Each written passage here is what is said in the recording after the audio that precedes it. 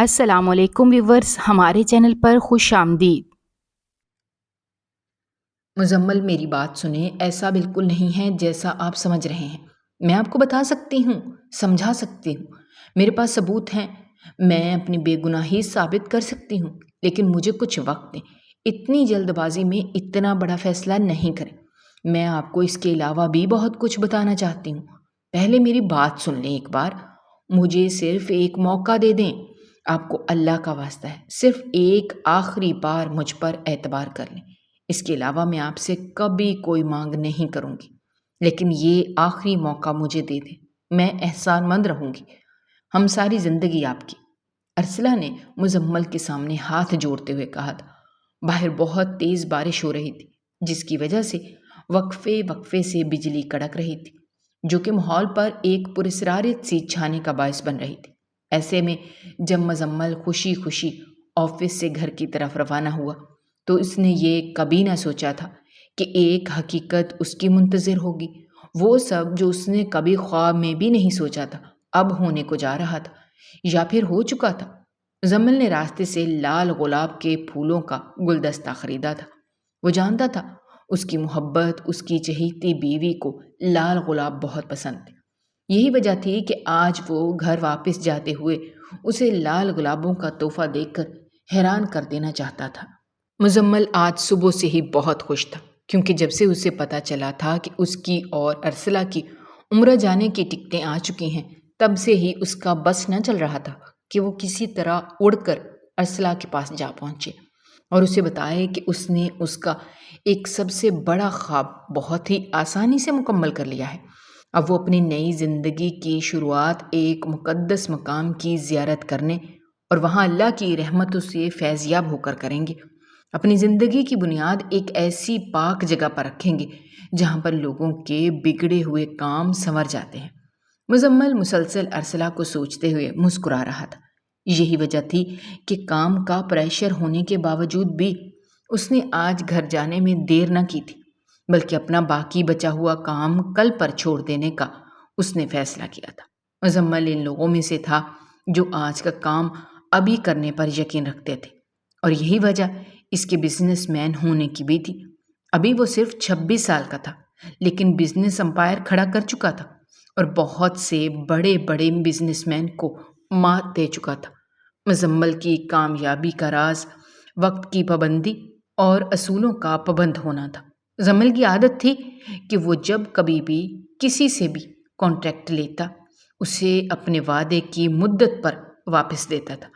یہی کامیابی کی وجہ تھی کہ وہ جس نے ایک چھوٹا سا پودا لگایا تھا، 3 سالوں میں اس کی محنت اور لگن نے اس چھوٹے سے پودے کو سینچ کر ایک گھنا سایہ دار درخت بنا دیا تھا، جو نہ کہ خود کو فائدہ دیتا تھا بلکہ اس درخت کی چھاؤں میں آنے والے کئی بے روزگار نوجوان جو کچھ کر گزرنے کی جستجو رکھتے تھے انہیں ایک ایسا پلیٹ فارم مہیا کرتا تھا جس سے وہ اپنی بنیاد رکھ سکیں اور بزنس کی دنیا میں اپنا نام کما سکیں۔ اب تو یہ ہر انسان پہ ہوتا ہے کہ آخر وہ اپنے کام کو لے کر کس حد تک سنجیدہ ہے۔ مزمل نے شروع سے ہی بہت مشکل حالات دیکھے تھے۔ بہت چھوٹا سا تھا جب اس کے والد اس دنیا سے چلے گئے تھے۔ اس کی ماں نے اسے تنہا ہی پالا تھا۔ یہ اس کی ماں کی خوش قسمتی تھی کہ وہ ایک پڑھی لکھی اور سمجھدار خاتون تھی۔ یہی وجہ تھی کہ اپنے شوہر کے مرنے کے بعد انہوں نے کسی غیر پر بھروسہ کرنے کے بجائے سارا کنٹرول خود کے ہاتھوں میں لے لیا تھا اور دنیا کے سامنے یہ ثابت کر دیا تھا کہ عورت کسی بھی معاملے میں مرد سے کم نہیں ہوتی۔ ہاں، لیکن کئی دفعہ اسے خاموش کروانے کے لیے مرد الٹے سیدھے کئی حربے استعمال کرتے ہیں تاکہ عورت ان سے ڈر جائے اور ان کا کہا آسانی سے مان لے۔ لیکن مزمل کی والدہ نے یہ بات ثابت کر دی تھی کہ وہ صرف مزمل کی ماں ہی نہیں بلکہ اس کا باپ بھی ہے، اور اس کے علاوہ اس کا استاد بھی۔ اس کی ماں ہی تو تھی، ایک چھوٹی بہن رمیسہ تھی۔ جب مزمل کے والد اس دنیا سے گئے تو تب رمیسہ محض 6 ماہ کی تھی۔ مزمل نے ہمیشہ اپنی والدہ کو دن رات ہر وقت کام کرتے ہوئے دیکھا تھا۔ گرچہ اس کی والدہ آفس کے تمام معاملات خود ہی سنبھالتی تھی، لیکن اس کے باوجود انہوں نے اپنے بچوں کے حقوق ادا کرنے میں کوئی کوتاہی نہیں برتی تھی۔ وہ روز صبح بچوں کے اٹھنے سے پہلے اٹھتی تھیں، ان کے لیے ناشتہ بناتی تھیں اور خود ہی انہیں اسکول چھوڑنے جاتی۔ اس کے علاوہ بچوں کی چھٹی کے وقت وہ آفس سے بریک لے کر انہیں گھر لے کر آتی تھیں، ان کے ساتھ دوپہر کا کھانا کھاتی تھیں اور پھر ان کو اکیڈمی بھیج کر خود واپس آفس چلی جاتی تھیں۔ اس طرح شام کے 7 بجے وہ ایک بار پھر اپنے بچوں کو ان کی اکیڈمی سے پک کرتی تھی اور پھر وہ گھر آ جاتی تھی اور پھر رات گئے تک وہ آفس کا بچا ہوا کام کرتی تھی۔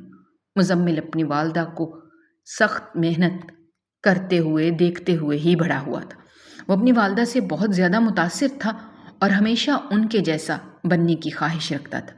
اس کی والدہ ہمیشہ مزمل کو کہتی تھیں کہ میرے جیسا بننے کے لیے تمہیں سخت جان بننا پڑے گا، اپنی بہت سی خواہشات کو تمہیں دل میں دبانا پڑے گا تاکہ تم خود کو ایک مضبوط انسان بنا سکو، کیونکہ یہ دنیا ہمیشہ اس انسان کو جینے دیتی ہے جو اپنے حق پر ڈٹ جاتا ہے، لیکن اگر کوئی کمزور اور مجبور ہو جائے تو یہ دنیا اسے ہمیشہ کے لیے دبا دیتی ہے اور اس کے بعد وہ انسان کبھی بھی سر اٹھا کر اپنے پورے وقار اور عزت کے ساتھ اس دنیا میں رہ نہیں پاتا۔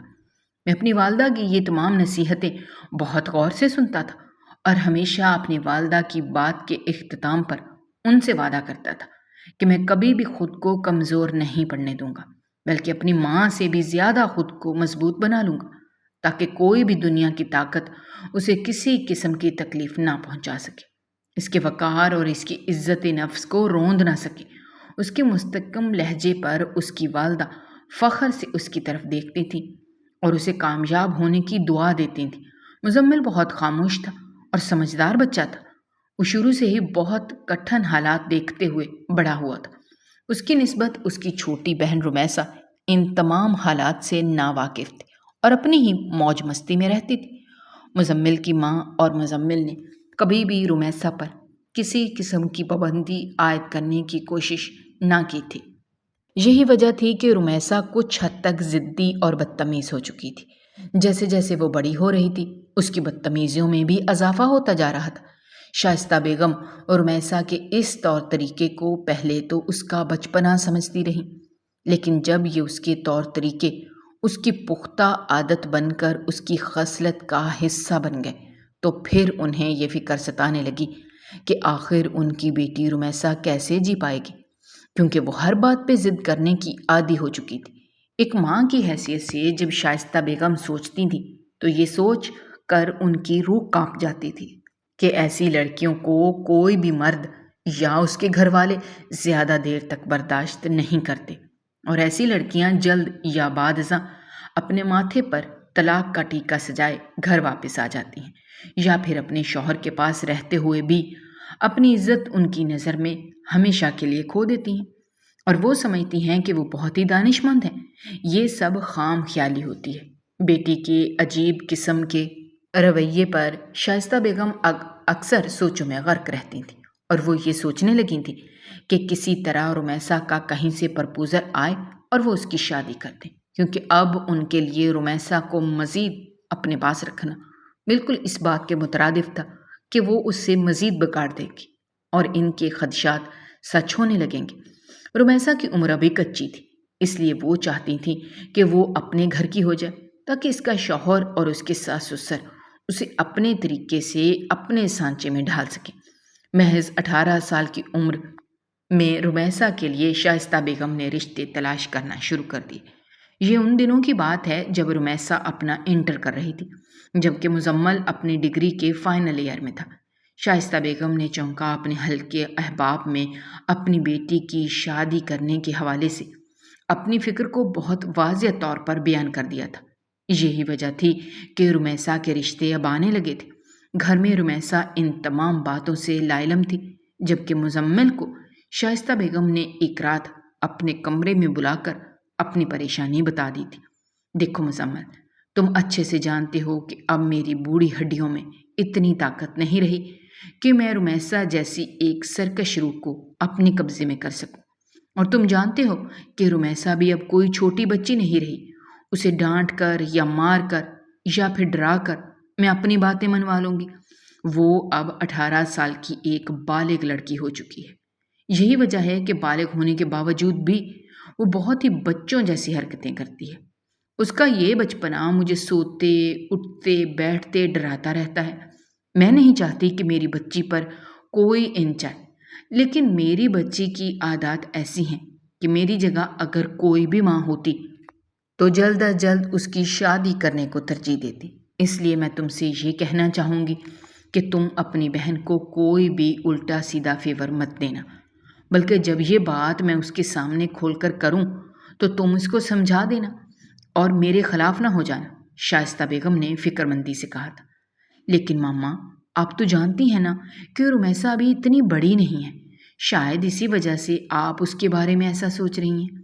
یقین مانیں وہ وقت کے ساتھ ساتھ بالکل ٹھیک ہو جائے گی، بھی بس اس کی کالج لائف ہے، اور کالج لائف میں لڑکیاں ایسی ہی ہوتی ہیں۔ آپ کیوں اتنی ٹینشن لیتی ہیں؟ مزمل نے مسکراتے ہوئے اپنی والدہ کو تسلی دینے کے انداز میں کہا تھا، جس پر شائستہ بیگم کہنے لگی، نہیں مزمل بیٹے، تم میری بات کو نہیں سمجھ رہے۔ یہ اب 8 سال کی بچی نہیں رہی، اسے یہ بات خود بھی سمجھنی چاہیے کہ بڑوں کے ساتھ کس طرح بات کرتے ہیں۔ لیکن تم دیکھو، اس کا ایک ہی رویہ ہوگا، وہ کسی سے بھی بات کرے گی تو لوگ اس سے دور ہو جاتے ہیں، اور اب تم خود کو اس کی نسبت دیکھو، جب تم کسی سے بات کرتے ہو تو لوگ مزید تم سے بات کرنے کو ترجیح دیتے ہیں۔ میں چاہتی ہوں کہ میری بیٹی تمہارے جیسی ہو جائے تاکہ لوگ اس سے محبت کریں، لیکن اس کی بیزار طبیعت نہ چاہتے ہوئے بھی لوگوں کو اس سے دور کر دیتی ہے، اور میں نہیں چاہتی کہ تھوڑا مزید بڑا ہونے کے بعد میں یہ سنوں کہ نعمان احمد کی بیٹی شادی کی عمر کو پہنچنے کے باوجود بھی شادی کے قابل نہیں رہی۔ تم جانتے ہو مزمل، ہم جس سوسائٹی میں رہتے ہیں وہاں پہ ہم لوگوں کے منہ نہیں پکڑ سکتے، کیونکہ ہم جتنے مرضی امیر کیوں نہ ہو جائیں، ہماری ذہنیت اسی طرح چھوٹی اور گھٹیا ہی ہے۔ اسی لیے بیٹا، میں کہہ رہی ہوں تم سے کہ رمیسا کو سمجھاؤ، اس کو ذہنی طور پر اس چیز کے لیے تیار کرو کہ آج نہیں تو کل اس کو بیاہ کر اپنے گھر جانا ہے، جہاں اسے ہمیشہ کے لیے رہنا ہے۔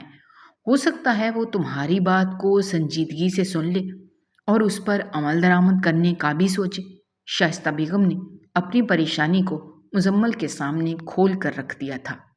ان کا بس نہیں چل رہا تھا کہ وہ پھوٹ پھوٹ کر رونے لگی۔ آج انہیں اپنے شوہر نعمان احمد کی کمی شدت سے محسوس ہو رہی تھی، کیونکہ ان کا شوہر ایک بہت ہی باوقار انسان تھا۔ وہ کبھی بھی کسی کو بھی اپنے الفاظ سے زیر کرنے کی طاقت رکھتا تھا۔ اس کے سامنے کھڑا بڑے سے بڑا تجربے کار بھی ڈگمگا جاتا تھا۔ اللہ تعالیٰ نے بعض لوگوں کو ایسی ہی ان نیچرل صلاحیتوں سے نوازا ہوتا ہے جس کا اندازہ انہیں خود بھی نہیں ہوتا، لیکن وقت گزرنے کے ساتھ ساتھ وہ اس چیز کو سمجھنا شروع کر دیتے ہیں اور پھر اس سے خوب فائدے بھی حاصل کرتے ہیں۔ مزمل اپنی والدہ کی بات سمجھ چکا تھا اور اس بات کو بھی جان گیا تھا کہ جو شائستہ بیگم اپنے دل کی بات زبان پر لانے سے کترا رہی تھی۔ مزمل شائستہ بیگم کا ہاتھ اپنے ہاتھ میں نرمی سے لیا اور کہنے لگا، ماما آپ بالکل بھی ٹینشن نہ لیں، میں ہوں نا آپ کا یہ بیٹا، اپنے جادو سے آپ کی سرپھری بیٹی کو ایک دم سیدھا کر دے گا اور آپ حیران رہ جائیں گی، کیا یہ وہی رمیسا ہے یا پھر کوئی اور رمیسا؟ مزمل کی بات سن کر شائستہ بیگم ہنس پڑی۔ مزمل بھی ان کے ساتھ ہنسنے لگا تھا اور ان کو دلاسا دے کر دل میں شکر ادا کرنے لگا کہ ہیرو اپنی ماں کی پریشانی بانٹنے میں کامیاب تو ہو سکا۔ اب وہ اگلے مراحل کے بارے میں سوچنے لگا تھا کہ آخر اسے کس طرح سے رمیسا کو سیدھی راہ پر لانا ہے، اسے غصہ بھی نہ آئے اور وہ تمام بات آسانی سے سمجھ جائے۔ وہ انہی سوچوں میں غرق تھا کہ اچانک اسے ایک بہت ہی زبردست خیال آیا۔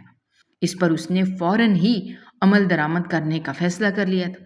اپنی ماں کے ساتھ کچھ دیر یوں ہی ادھر ادھر کی بیٹھ کر باتیں کرنے کے بعد مزمل نے مسکراتے ہوئے ان کا ماتھا چوما اور شب بخیر کہہ کر کمرے سے باہر آ گیا۔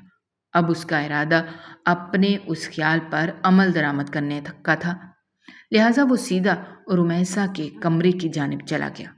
کمرے کے دروازے پر پہنچ کر اس نے ایک گہرا سانس لیا اور رمیسا کا دروازہ کھٹکھٹانے لگا۔ ابھی وہ دوسری بار کھٹکھٹانے ہی لگا تھا کہ اچانک رمیسا نے دروازہ کھول دیا اور اس کے سامنے دیوار کی مانند کھڑی ہو گئی۔ تم یہاں اس وقت کیا کر رہے ہو؟ کیا چاہیے تمہیں؟ لمبی تمہید باندھے مزمل سے سوال جواب کرنا شروع کر دیے تھے۔ اس کی اس ازلی نقشی انداز پر مزمل ہنسنے لگا اور کہنے لگا، زیادہ کچھ نہیں چاہیے، بس تھوڑا سا راستہ دے دو تو بہت مہربانی ہوگی۔ یہ کہتے ہی مزمل نے اسے کندھے سے پیچھے دھکیلتے ہوئے خود اس کے کمرے میں گھس گیا اور بڑے مزے سے جا کر رمیسا کے بیڈ پر جا بیٹھا۔ تم یہاں اتنی رات گئے میرے کمرے میں کیا کر رہے ہو اور یہاں کیوں بیٹھ گئے ہو؟ چلو جاؤ یہاں سے، رمیسا نے منہ بناتے ہوئے کہا تھا، جس پر مزمل نے مزید پھیل کر بیٹھتے ہوئے کہا، آج تو میں یہیں پر رہوں گا اور تم سے خوب ساری باتیں کروں گا تاکہ میں تم سے اپنے بچپن کے بدلے لے سکوں۔ جس پر رمیسا نے حیرانگی سے مزمل کو دیکھا۔ اس کا بھائی ایسی باتیں کبھی نہیں کرتا تھا، لیکن آج اس کا موڈ کسی اور ہی طرف اشارہ کر رہا تھا۔ دیکھو، پہلی بات تو میں نے تمہارا کچھ بگاڑا نہیں، تو بدلہ لینے کی کوئی بات ہی نہیں بنتی، اس لیے بہتر یہی ہے کہ تم یہاں سے جلدی جلدی بھاگ جاؤ، اس سے پہلے کہ میں تمہارا سر پھاڑ دوں۔ اس نے انگلی اٹھا کر مزمل کو وارن کرتے ہوئے کہا تھا، جس پر مزمل نے ڈھٹائی سے ہنستے ہوئے کہا، اگر تم میرا سر پھاڑ سکتی ہو تو پھاڑ دو، یقین مانو مجھے تمہارے ہاتھوں سے سر پھڑوا کر ذرا بھی ملال نہیں ہوگا، بلکہ میں اس بات کو اپنے لیے ایک اعزازی انعام سمجھوں گا جو ایک بہن نے اپنے بھائی کے سر پر براہ راست وار کر کے اسے دیا ہے۔ مزمل نے اپنے سر کو خم کرتے ہوئے کہا، جس پر کچھ لمحے غصے سے وہ اسے دیکھنے لگی اور پھر کہنے لگی، تم یہاں کیوں آئے ہو؟ اپنے آنے کا مقصد بیان کرو، اور اگر تمہیں بات نہیں کرنی تو یہاں سے جا سکتے ہو، کیونکہ مجھے بہت زیادہ نیند آ رہی ہے، رمیسا نے بیزاری سے کہا، جس پر مزمل نے ایک لمبا سانس لیا اور رمیسا کو اس کے ہاتھ سے پکڑ کر اپنے پاس بٹھا لیا۔ دیکھو، مجھے تم سے ایک بہت ہی ضروری بات کرنی ہے، لیکن میں چاہوں گا کہ اس سے پہلے تم پرسکون ہو جاؤ اور مجھ سے وعدہ کرو کہ میں جو بھی بات کروں گا تم اسے بالکل خاموشی سے پہلے سنو گی، اور اس کے بعد جب میں کوئی سوال تم سے پوچھوں گا تو تم صرف اس کا جواب دو گی، نہ کہ تو میں شروع کر کے مجھ سے لڑائی کر دو گی۔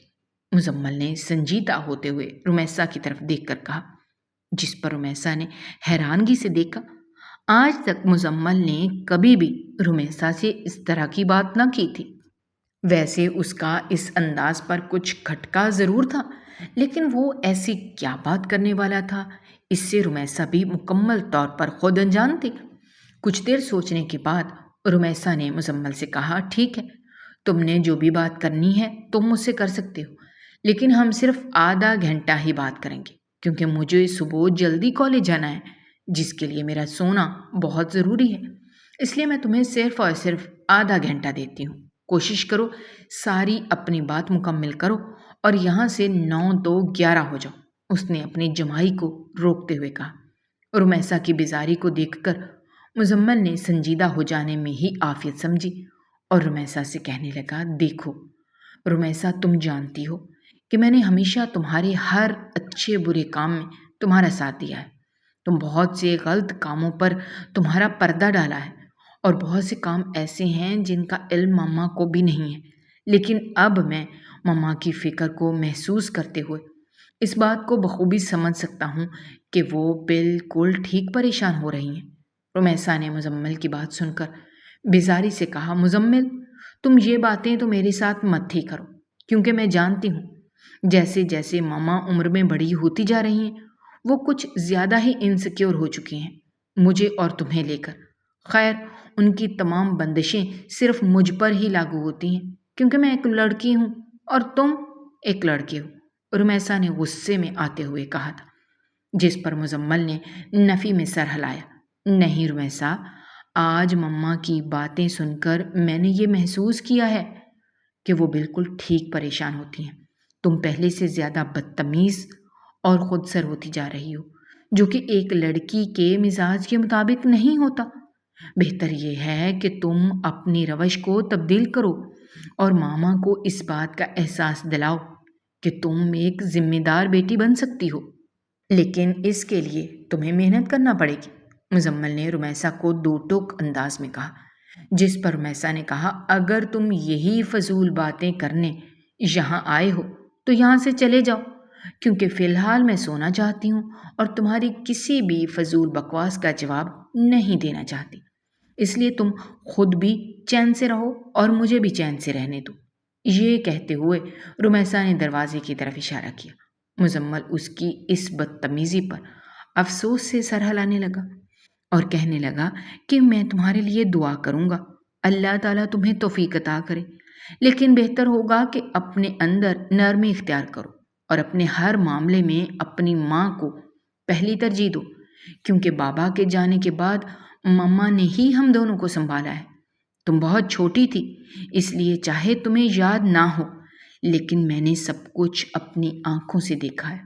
ماما نے نہ صرف ہمارے فرض ادا کرنے میں کوئی کمی کی اور نہ ہی ایک باپ کے طور پر اپنے فرائض سے کبھی جان چھڑانے کی کوشش کی، کیونکہ وہ جانتی تھیں اگر وہ ہماری اچھی پرورش نہیں کریں گی تو ان کی اولاد کل اس قابل نہیں ہو پائے گی کہ وہ معاشرے میں سر اٹھا کر جی سکے۔ لیکن اگر اب ہم اپنی ماما کو ان کے گزرے وقت کا صلہ نہ دے پائیں گے تو یقیناً وہ ٹوٹ جائیں گی اور آہستہ آہستہ اس دنیا سے بالکل غافل ہو کر رہ جائیں گی، اور میں اپنی ماں کو اس حالت میں نہیں دیکھ سکتا۔ بہتر ہوگا کہ تم خود پر غور کرو۔ مزمل مزید ساری بات دو ٹوک انداز میں رمیسا کے منہ پر دے ماری تھی، اور آخری بات غصے سے کہتا ہوا وہ وہاں سے چلا گیا تھا۔ رمیسا مزمل کے اس رویے پر بہت حیران تھی، کیونکہ آج تک مزمل نے کبھی بھی اس لہجے میں بات نہیں کی تھی، لیکن آج اس کا رویہ بتا رہا تھا کہ حالات بہت ہی زیادہ سنجیدہ ہو چکے ہیں، اس لیے اس وقت اسے جوش کے بجائے ہوش سے کام لینا پڑے گا۔ یہ خیال آتے ہی رمیسا نے گہرا سانس لیا اور کچھ سوچتے ہوئے اٹھی اور اپنی ڈیلی روٹین کی ڈائری میں کچھ لکھنے لگی۔ لکھنے کے بعد اس نے سرسری ایک نظر ڈائری کو دیکھا اور مسکراتے ہوئے اسے بند کر کے بیڈ پر سونے کے لیے لیٹ گئی۔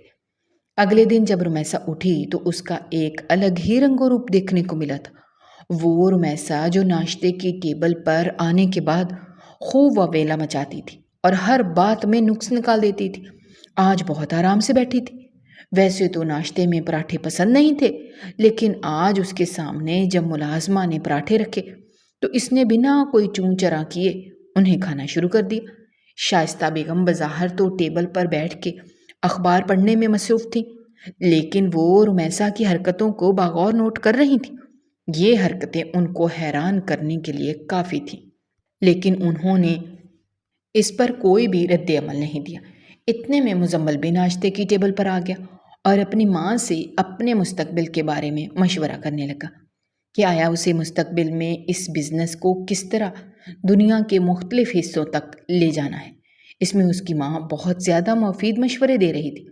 رمیسا کو فی الحال یہ ساری باتیں بہت ناگوار گزر رہی تھیں، لیکن مزمل کی باتوں نے اس پر جو اثر کیا تھا وہ ابھی تک زائل نہیں ہوا تھا، اس لیے وہ خاموشی سے بیٹھی سر جھکائے اپنا ناشتہ کرنے میں مصروف تھی۔ اتنے میں ملازمہ نے اسے اطلاع دی کہ وین ڈرائیور اسے لینے آ گیا ہے، جس پر اس نے بیگ اٹھا لیا اور ناشتہ مکمل کرتے ہوئے اس نے کہا کہ اسے کہو 5 منٹ انتظار کرے، میں بس ابھی آ رہی ہوں۔ یہ کہہ کر وہ اٹھی اور اپنی ماں کے پاس جا کھڑی ہوئی۔ میں جانتی ہوں کہ آپ مجھ سے بہت ناراض ہیں، لیکن اب میں کوشش کروں گی کہ آئندہ آپ کو اس قسم کی کوئی بھی پریشانی میری وجہ سے نہ ہو۔ امید کروں گی کہ آپ مجھے میرے گزشتہ رویے کے لیے معاف کر دیں گی۔ رمیسا نے اپنی آنکھوں میں ندامت لیے سر جھکا کر کہا۔ اس کی بات سن کر شائستہ بیگم کی خوشی کی انتہا نہ رہی۔ انہوں نے مزمل کو دیکھا، جس پر مزمل نے مسکرا کر اپنے کندھے اچکائے۔ شائستہ بیگم اٹھ کر کھڑی ہوئی اور رمیسا کو پکڑ کر گلے سے لگا کر کہنے لگی، بیٹیاں معافی مانگتے ہوئے اچھی نہیں لگتی بیٹا، لیکن بس میں تم سے چاہتی ہوں کہ تم خود پر قابو پانا سیکھ لو، کیونکہ تمہیں کل کو غیر لوگوں کے درمیان میں رہنا ہے اور ہم نہیں جانتے کہ وہ لوگ کیسے ہوں گے۔ شائستہ بیگم نے پریشانی سے کہا۔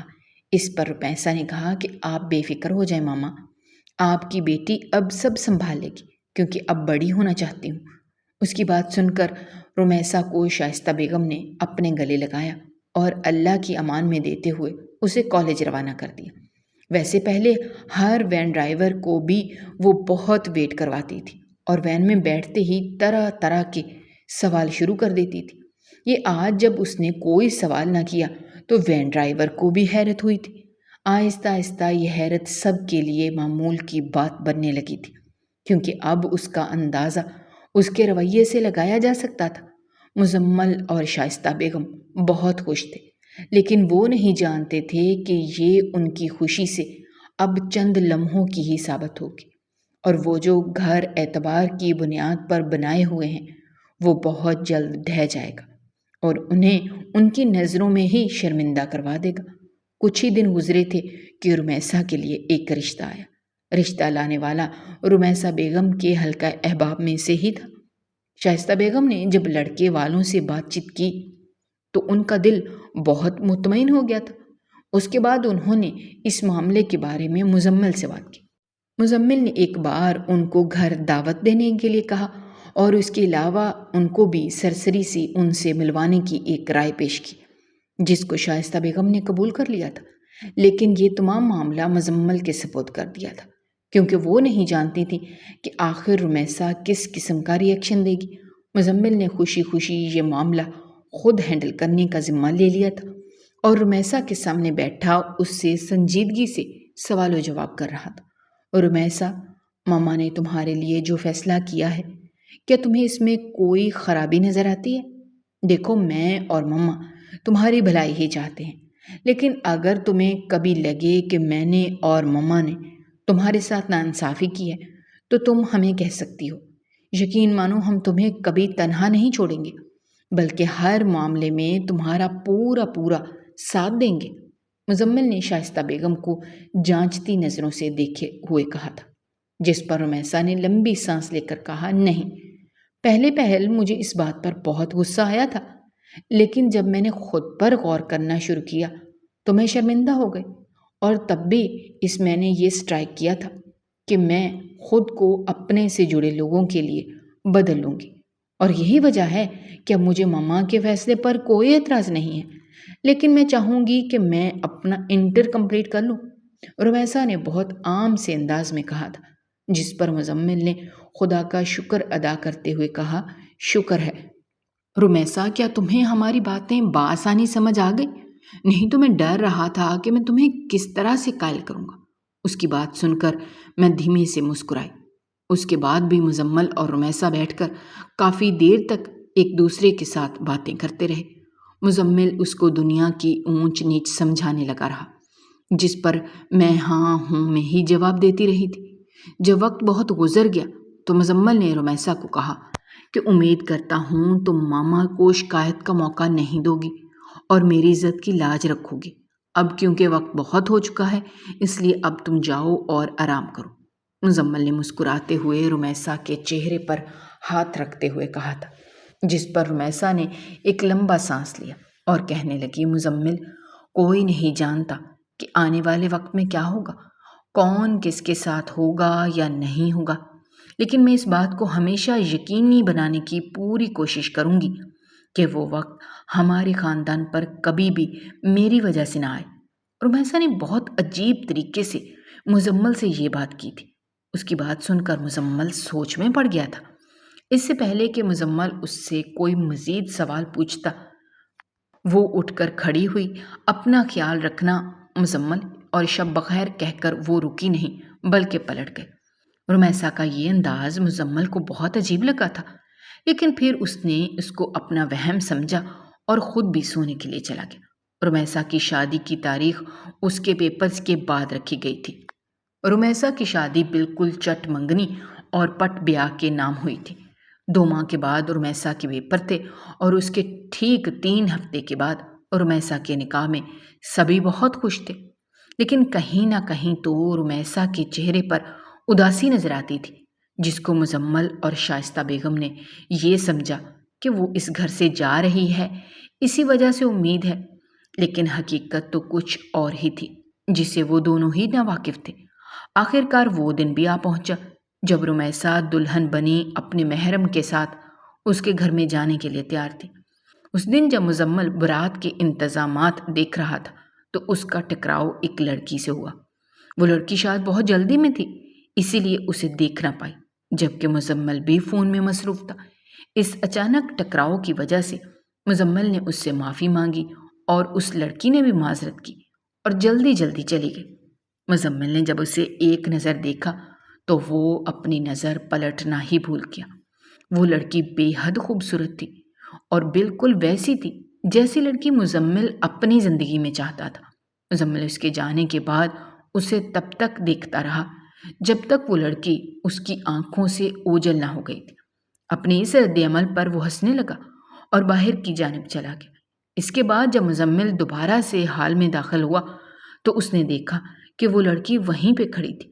اب اس کی سمجھ میں یہ بات آنے لگی تھی کہ یہ وہ لڑکی کسی اور فنکشن میں نہیں بلکہ اس کی بہن کے فنکشن میں ہی آئی تھی۔ وہ دراصل علی کی خالہ زاد تھی۔ ارسلہ کو پہلی بار دیکھ کر مزمل اسے اپنا دل دے بیٹھا تھا۔ یہی وجہ تھی کہ رمیسا کی شادی کے 3 ماہ کے بعد مطلب مزمل نے اپنی محبت کا اعتراف اپنی ماں کے سامنے کر لیا تھا اور ارسلہ سے شادی کرنے کی خواہش کا اظہار کیا تھا، جس پر اس کی ماں بہت خوش ہو گئی تھی۔ رمیسا کی طرح مزمل کی شادی بھی چٹ منگنی اور پٹ بیاہ کی مانند ہو گئی تھی۔ ارسلہ کو پا کر مزمل بہت سوچتا۔ پہلے پہل تو ارسلہ بہت سمٹی سمٹی رہتی تھی، لیکن شائستہ بیگم کی ممتا بھرے رویے نے اور مزمل کی محبت نے اسے بہت نکھار دیا تھا۔ یہی وجہ تھی کہ وہ بہت جلدی ان کے ساتھ گھل مل گئی تھی، لیکن یہ بات رمیسا کو بالکل برداشت نہ ہوتی تھی۔ وہ ان کے درمیان میں لڑائی جھگڑے دیکھنا چاہتی تھی۔ یہی وجہ تھی کہ وہ آئے دن اپنے گھر رہنے آ جاتی تھی۔ اس کے رویے سے اس کا شوہر بے چین رہتا تھا، لیکن رمیسا ہر بار کوئی نیا بہانہ بنا کر گھر آنے لگی تھی۔ مزمل نے بھی یہ بات بخوبی محسوس کی تھی، اور جب اس نے رمیسا سے اس بارے میں بات کی تو اس نے کہا کہ یہ اس کا بھی گھر ہے، وہ جب چاہے آ سکتی ہے اور جب چاہے جا سکتی ہے۔ مزمل کو کوئی حق نہیں پہنچتا کہ وہ اسے اس طرح سے بات کرے۔ میں رمیسا کو ایک بار پھر اس پرانے روپ میں دیکھ کر مزمل حیران رہ گیا تھا۔ اس نے اس کو کبھی سوچا بھی نہیں تھا کہ رمیسا ایک بار پھر سے وہی پرانی والی رمیسا بن جائے گی۔ اس کی ماں بھی اس کے تیور دیکھ کر پریشان ہونے لگی تھی۔ اب تو جیسے رمیسا کا معمول بننے لگا تھا، لیکن جب رمیسا کی بدتمیزی حد سے زیادہ بڑھنے لگی تو مزمل نے اس سے بات کرنا چھوڑ دی اور یہاں تک کہہ دیا کہ اب اگر تم یہاں آؤ تو مجھ سے بات کرنے کی ملنے کی زحمت مت کرنا، بہتر ہوگا کہ تم مجھ سے دور رہو۔ شائستہ بیگم مزمل کے اس فیصلے پر خوش نہ تھی، لیکن وہ جانتی تھی کہ ان کا بیٹا بالکل حق پہ ہے، اس لیے انہوں نے مزمل سے اس بارے میں کوئی بھی بحث نہ کی تھی۔ اس کے برعکس رمیسا یہ سمجھنے لگی تھی کہ یہ سب کچھ ارسلہ کر رہی ہے۔ اس کا بھائی وہ اس سے چھین چکی ہے اور اب اس کا بھائی اس کے گھر آنے پر بھی اسے دیکھنا گوارا نہیں کر رہا، تو اس کی وجہ سے اور صرف ارسلہ ہے، کیونکہ ارسلہ رمیسا سے جلتی ہے، جبکہ حقیقت اس کے بالکل برعکس تھی۔ مزمل کے غصے کو ٹھنڈا کرنے کے لیے ارسلہ نت نئے جتن کرتی تھی تاکہ رمیسا کی طرف سے مزمل کا دل نرم ہو جائے، لیکن مزمل بھی آخر رمیسا کا بھائی تھا، اتنی جلدی وہ موم نہیں ہو سکتا تھا۔ رمیسا کے دل میں جلتی یہ آگ کی چنگاری ایک دن اس قدر بھر گئی کہ اس نے اپنے ہی تمام رشتوں کو اس کی لپیٹ میں لے لیا، اور اس کا نتیجہ اتنا خوفناک تھا کہ کسی نے کبھی اس کا تصور بھی نہیں کیا تھا۔ رمیسا نے سوچا کہ کیوں نہ وہ اس فساد کو اس گھر سے نکال دے، جس کے لیے اس نے ایک باقاعدہ پلاننگ شروع کی۔ پہلے کی طرح اب بھی وہ گھر آنے لگی تھی، لیکن اب وہ صرف اور صرف مزمل کو منانے کے لیے آتی تھی۔ رمیسا کے بار بار رونے اور معافی مانگنے پر مزمل کا دل نرم ہو گیا اور اس نے سچے دل سے رمیسا کو معاف کر دیا، جس کا فائدہ اٹھاتے ہوئے رمیسا نے اپنی اگلی چال چلی۔ ایک دن رمیسا نے مزمل کو فون کیا۔ مزمل اس وقت آفس میں تھا۔ ہاں رمیسا بولو، مزمل نے مصروف ترین انداز میں رمیسا سے کہا، جس پر رمیسا کہنے لگی، مجھے ملتے نہیں ہو، کتنے بدل چکے ہو یار، کبھی تو گھر اور آفس سے باہر کی زندگی بھی دیکھ لو اور یہ بھی سوچ لو کہ تمہاری ایک عدد بیوی بھی ہے جو تمہارے فارغ ہونے کا انتظار کرتی ہے۔ میں مانتی ہوں کہ تمہیں تمہاری بہن کی اب کوئی اتنی پرواہ نہیں ہے، لیکن اپنی محبت کی ہی تھوڑی پرواہ کر لو۔ اور رمیسا نے مزمل کو چھیڑتے ہوئے کہا، جس پر مزمل ہنسنے لگا اور کہنے لگا، بتاؤ ایسی کیا بات ہے جو تم مجھے اس طرح سے ایموشنلی بلیک میل کر رہی ہو؟ اس کے بعد ان کا رمیسا دل کھول کر ہنسی اور کہنے لگی، ایسا کچھ نہیں ہے، تم ذرا اٹھ کر باہر کا موسم دیکھو کس قدر سہانا ہو چکا ہے۔ ایسے میں اگر تم بھابھی کو لے کر لانگ ڈرائیو پر جاؤ گے تو کیسا لگے گا؟ کھڑکی میں مزمل نے باہر کی جانب جھانکتے ہوئے کہا، آئیڈیا برا نہیں ہے، چلو ٹھیک ہے، میں نکلتا ہوں یہاں سے اور پھر گھر آ کر پلان بناتا ہوں اور ارسلہ کے ساتھ۔ تم ایسا کرو، تم تیار ہو جاؤ، تم بھی ہمارے ساتھ چلنا، بلکہ ماما کو بھی ریڈی رہنے کا کہا ہو، میں بس 1 گھنٹے تک نکل رہا ہوں یہاں سے۔ یہ کہہ کر مزمل نے کال کاٹ دی تو رمیسا اس کی بات سن کر ہنسنے لگی، کیونکہ وہ سب ہو گیا ہے، اس کا کام بہت آسان کر دیا تھا۔ اس کے بعد رمیسا نے اپنے پرانے دوست کو کال ملائی۔ اسکول کے زمانے میں وہ رمیسا پر بہت لٹو تھا۔ اسی بات کا فائدہ اٹھا کر رمیسا نے اسے چپکے سے اپنے گھر آنے کے لیے کہا۔ اس کی بات سن کر سائم بنا وقت ضائع کیے اس کے گھر پہنچ گیا۔ رمیسا نے پھر دیکھتے ہوئے اس کو گھر کے اندر لیا اور ارسلہ کے کمرے کے ساتھ خالی کمرے میں چھپ جانے کے لیے کہا اور خود ارسلہ کے کمرے میں چلی گئی۔ جب اسے اندازہ ہونے لگا کہ اب تک مزمل آفس سے باہر نکل چکا ہوگا تو وہ ارسلہ کو اپنے ساتھ بہانے سے نیچے لے گئی اور جاتے ہوئے سائم کو اشارہ کر کے اس کا اشارہ سمجھتے ہوئے سائم ارسلہ کے کمرے میں چلا گیا۔ تو رمیسا ارسلہ کو دیکھتے ہوئے سوچ رہی تھی کہ آج تمہیں جتنا خوش ہونا ہے ہو جاؤ، آج کے بعد ہی خوشیاں تمہارا کبھی مقدر نہیں بنے گی۔ تمہیں پتہ چل جائے گا کہ ایک بھائی سے اس کی بہن چھیننے کا کیا انجام ہوتا ہے۔ میں رمیسا اس قدر اندھی ہو چکی تھی اپنی حسد کی آگ میں کہ وہ یہ تک بھول گئی تھی کہ جس کا گھر وہ تباہ کر رہی ہے وہ اس کا سگا بھائی ہے۔ لیکن وہ کہتے ہیں نا کہ حاسد کبھی بھی اپنی حسد کی نگاہ سے نکلنے والی اس شعاع کو نہیں پہچان پاتا جو پتھر میں بھی سوراخ کر دیتی ہے۔ رمیسا کا حال بھی بالکل اسی شعاع کی مانند ہو چکا تھا۔ جیسے ہی رمیسا نے گاڑی کا ہارن سنائی دیا تو اس نے ارسلہ کو اس کے کمرے میں بھیج دیا، یہ کہتے ہوئے کہ مزمل کو ثبات ہوئی تھی اور اس نے ارسلہ کو فوراً سے پہلے تیار ہونے کا کہا ہے، لیکن وہ بھول گئی تھی، اس لیے اب اگر مزمل آئے گا اور ارسلہ کو یوں ہی پائے گا تو ناراض ہو جائے گا، اس لیے اسے چاہیے کہ وہ جلدی سے اوپر جائے اور چینج کر کے اس کے لیے تیار ہو جائے۔ ارسلہ نے رمیسا کی بات سن کر اس بات میں سر ہلایا اور اوپر کی جانب چلی گئی۔ جیسے ہی ارسلہ اپنے کمرے میں گئی، پیچھے سے سائم نے دروازہ بند کر لیا اور اس کے منہ پر اپنا ہاتھ رکھ دیا تاکہ اس کی آواز باہر نہ جانے پائے۔ اتنے میں مزمل گھر میں داخل ہوا اور مسکراتے ہوئے رمیسا سے ارسلہ کے بارے میں پوچھنے لگا، جس پر ارسلہ نے کہا کہ مزمل وہ تو ابھی ابھی اوپر تیار ہونے گئی ہے، تم ایسا کرو تم بھی اس کے پاس چلے جاؤ اور اسے باہر ڈنر کا پوچھ لو۔ رمیسا نے اپنی اگلی چال چلتے ہوئے کہا تھا، جس پر مزمل کہنے لگا، ہاں یہ ٹھیک رہے گا۔ یہ کہتے ہوئے وہ اوپر کی جانب چلا گیا، لیکن جیسے ہی وہ کمرے میں داخل ہوا تو کمرے کا نظارہ دیکھ کر اس کے ہوش اڑ گئے۔ ارسلہ کے ساتھ ایک لڑکا کھڑا تھا جس نے ارسلہ کی کمر پر اپنا ایک ہاتھ رکھا ہوا تھا جبکہ دوسرا ہاتھ اس کے چہرے پر تھا، اور ارسلہ کی حالت ایسی تھی کہ وہ بنا دوپٹے کے اس لڑکے کے بے حد قریب کھڑی تھی۔ یہ دیکھتے ہی مزمل پاگل ہو گیا، اور اس سے پہلے کہ ارسلہ اسے اپنی صفائی میں کچھ کہتی، جب مزمل نے اس لڑکے کو گریبان سے پکڑا اور پیٹنے لگا، وہ سپیڈ سے پیٹتے نیچے لے آیا اور گھر سے مار کر باہر نکال دیا۔ ارسلہ بھی اس کے پیچھے آئی تھی، اسے روکنے کی کوشش کر رہی تھی۔ اس پہ مزمل مزید غصہ ہو جا رہا تھا۔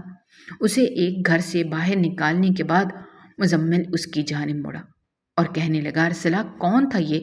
بتاؤ مجھے، مزمل نے چیختے ہوئے کہا، جس پر ارسلہ اس کے سامنے ہاتھ جوڑے تھے، قسمیں کھائی تھیں اور ہر ممکن کوشش کر کے اسے یہ یقین دلانے کی کوشش کی تھی کہ وہ اس انسان کو نہیں جانتی جس پر مزمل مزید آگ بگولا ہو گیا، اور اس سے کہنے لگا کہ بہتر ہوگا کہ تم یہاں سے دفع ہو جاؤ، کیونکہ اب میں تمہاری شکل بھی اس گھر میں نہیں دیکھنا چاہتا۔ میں نے ان سے محبت کی تھی، لیکن میں نہیں جانتا تھا کہ تم اس قدر نیچ اور گھٹیا لڑکی نکلو گی۔ اصل میں آخری دم تک کوششیں کی تھی کہ مزمل اس کی بات سن لے، لیکن ایسا ممکن نہ ہو سکا اور اسے تھک ہار کر باہر نکال چکا تھا، اور رمیسا پاس کھڑے یہ سب بہت انجوائے کر رہی تھی۔ دوسری جانب شائستہ بیگم کی سمجھ میں کچھ نہیں آ رہا تھا کہ آخر معاملہ ہوا کیا ہے۔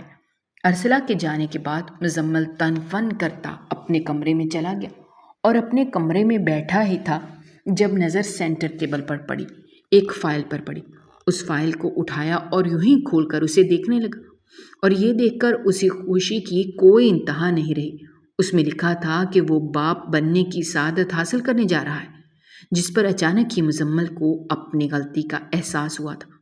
وہ فوراً سے پہلے نیچے بھاگا کہ ٹی وی لاؤنج میں کوئی نہ تھا، اس لیے وہ ڈائریکٹ رمیسا کے کمرے میں چلا گیا۔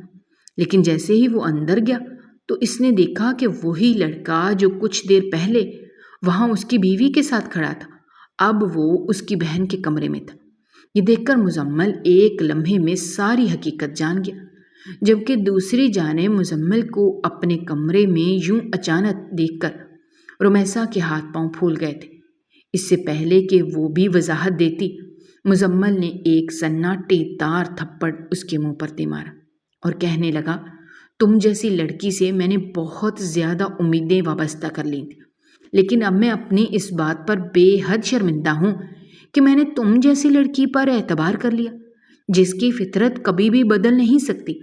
مزمل کے پاس اتنا وقت نہیں تھا کہ وہ وہاں کھڑا ہو کر افسوس کرتا، اسے اپنی غلطی کا احساس ہو چکا تھا، اس لیے وہ جلدی سے باہر کی جانب بھاگا اور سڑک پر گاڑی دوڑانے لگا۔ وہ بھی کچھ ہی دیر پہنچا تھا کہ پریشانی میں ہونے کے باعث وہ سامنے سے آتی ہوئی لڑکی کو نہ دیکھ سکا، اور اس کی گاڑی سے وہ لڑکی ٹکرا کر ایک دم سے دور جا گری۔ مزمل جلدی سے گاڑی سے باہر نکلا اور اس لڑکی کے پاس پہنچا۔ جب اس نے اس لڑکی کا رخ اپنی جانب کیا تو یہ دیکھ کر اس کے پیروں تلے سے زمین نکل گئی کہ وہ لڑکی کوئی اور نہیں بلکہ ارسلہ ہی تھی۔ اس نے جلدی سے ارسلہ ہوش میں لانے کی کوشش کی، لیکن ارسلہ بے ہوش ہو چکی تھی، جبکہ اس کا سر پھٹ چکا تھا۔ مزمل نے جلدی سے اسے اپنی گاڑی میں ڈالا اور ہاسپٹل کی جانب بھاگا۔ ہاسپٹل کے ایمرجنسی وارڈ میں لے جاتے ہوئے بھی ہوش دلانے کی کوشش کر رہا تھا، لیکن سب بے سود تھا۔ ڈاکٹر ارسلہ کو لیے آپریشن تھیٹر کی جانب بڑھ گئے۔ آخر کار 7-8 گھنٹے کے بعد ڈاکٹر جب باہر آئے تو مزمل نے بے چینی سے ارسلہ کی طبیعت کے بارے میں پوچھا، جس پر ڈاکٹر نے نا امیدی سے کہا کہ ہم آپ کی بیوی کو تو بچا پائے ہیں، لیکن ہم آپ کے بچے کو نہیں بچا پائے، اور چونکہ حادثہ بہت شدید تھا تو یہی وجہ تھی کہ اب آپ کبھی بھی باپ نہیں بن پائیں گے۔ یہ کیا ہے؟ ڈاکٹر نے گہرا سانس لیا اور آگے کی جانب چلی گئی۔ یہ سننا تھا کہ مزمل اپنے پاؤں پر کھڑا نہ رہ سکا اور وہیں اسپتال کے فرش پر بیٹھ گیا اور دھاڑے مار مار کر رونے لگا تھا۔ یہ اس کی بے وقوفی کا نتیجہ تھا کہ اللہ تعالیٰ نے اس سے اتنی بڑی سعادت چھین لی تھی۔ اس کے بعد اس نے ارسلہ سے بہت معافی مانگی تھی، سمجھانے کی کوشش کی تھی۔ ارسلہ اسے ضرور معاف کیا تھا، لیکن اب ان کے درمیان تعلقات پہلے جیسے نہیں رہے تھے۔ وہ دن اور آج کا دن مزمل نے ہمیشہ کے لیے اپنی بہن سے تعلق توڑ لیا تھا۔ اس کی حقیقت جب اس کے شوہر کو پتہ چلی تھی تو اس نے بھی اس سے کنارہ اختیار کر لیا۔ آخر میں رمیسا بالکل تہی دامن رہ گئی تھی اور اس کی ماں اسے اپنے پاس رکھنے پر مجبور تھی، کیونکہ اور وہ اسے کہیں نہیں بھیجنا چاہتی تھی۔ اس واقعے کے بعد وہ گھر جو کبھی امن اور خوشیوں کا گہوارہ ہوا کرتا تھا، اب اس میں موت کا سا سکوت چھا چکا تھا۔ اس گھر میں اگرچہ زندہ لوگ رہتے ہیں، لیکن وہ گھر کسی قبرستان سے کم نہیں لگتا کہ وہاں کی ویرانی اس قدر چیختی ہے کہ کبھی گمان ہونے لگتا ہے کہ یہ چیخنا چلانا کان کے پردے پھاڑ دیں گے۔ اگر آپ کو ہماری کہانیاں پسند آ رہی ہیں تو ہمارے چینل کو سبسکرائب کیجیے، ویڈیوز پر کمنٹ کیجیے اور شیئر کیجیے. شکریہ.